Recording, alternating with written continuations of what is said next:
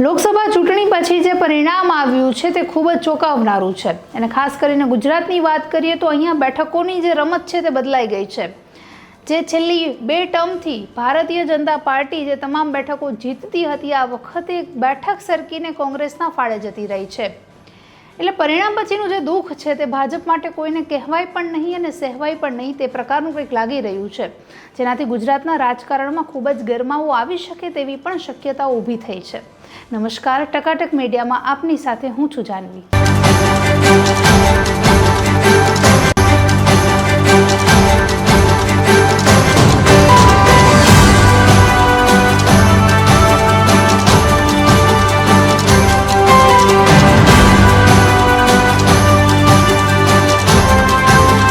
ગુજરાતમાં જે રાજકારણની રમત છે તે કંઈક આ વખતે અલગ રહેવાની છે, કારણ કે આ વખત તમામ 25 બેઠકો છે તે ભાજપ પાસે ગઈ છે, પણ એક બેઠક એવી છે કે જેના પર કોંગ્રેસે બાજી મારી છે। પ્રજાના મતે તો લોકસભાની ચૂંટણી પૂર્ણ થઈ ગઈ, પણ હવે જે નેતાઓ માટેનો જે જંગ છે તે હવે શરૂ થયો છે, કારણ કે ચૂંટણી પછીની જે કઈ બેઠક કોને મળશે એ વાત તો સ્પષ્ટ છે, પણ કયું પદ કોને મળશે તેના માટેની જે હવે ઉથલપાથલ છે તે હવે શરૂ થશે।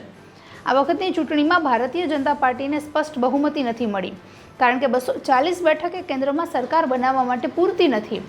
એ બહુમતીને પૂર્ણ કરવા માટે ભારતીય જનતા પાર્ટીએ ગઠબંધનનો સહારો લીધો છે। હવે જે નેતાઓ ગઠબંધન થકી ભારતીય જનતા પાર્ટી સાથે જોડાયા છે, એનડીએ ગઠબંધન બનાવ્યું છે, તે લોકો નિજી સ્વાર્થ વગર કે પછી કોઈ પણ પ્રકારની સેવા કરવા માટે આવ્યા હોય તેવું તો લાગતું નથી, કારણ કે રાજકારણમાં તે શક્ય જ નથી।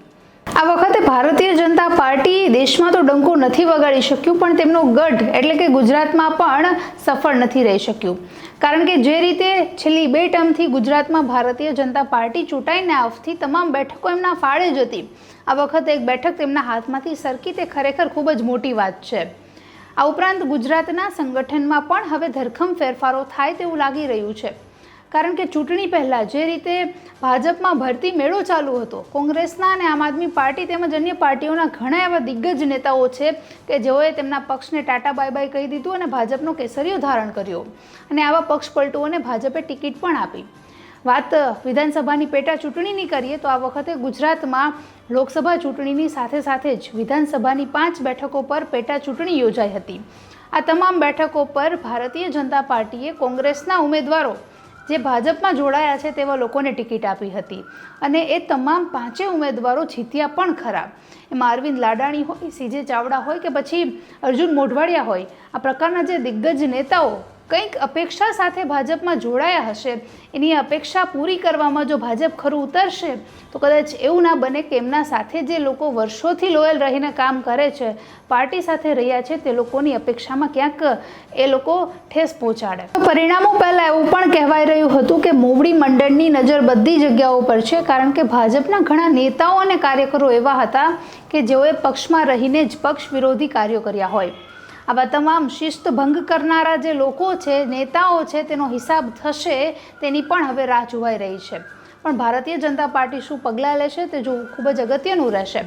સાથે જ આ વખતે જેવી રીતે ભાજપે 5 લાખથી જીતવાનો 5 લાખની લીડથી જીતવાનો જે સંકલ્પ કર્યો હતો તે સંકલ્પ પણ ક્યાંક પાછળ રહી ગયો હોય તેવું લાગ્યું છે, કારણ કે ગુજરાતની 25 બેઠકો પર ભારતીય જનતા પાર્ટીનો વિજય થયો, પણ ફક્ત 4 બેઠકો જ એવી છે કે જે 5 લાખથી વધારે લીડથી જીતવામાં સફળ રહી, જેમાં અમિત શાહ ગાંધીનગરથી, CR પાટીલ નવસારીથી, ડૉક્ટર હેમાંગ જોશી વડોદરાથી અને રાજપાલસિંહ જાદવ પંચમહાલથી। આ 5 વ્યક્તિઓ એવા છે, માફ કરશો, આ 4 વ્યક્તિઓ એવા છે કે જે 5 લાખથી વધારે લીડ મેળવવામાં સફળ રહ્યા છે।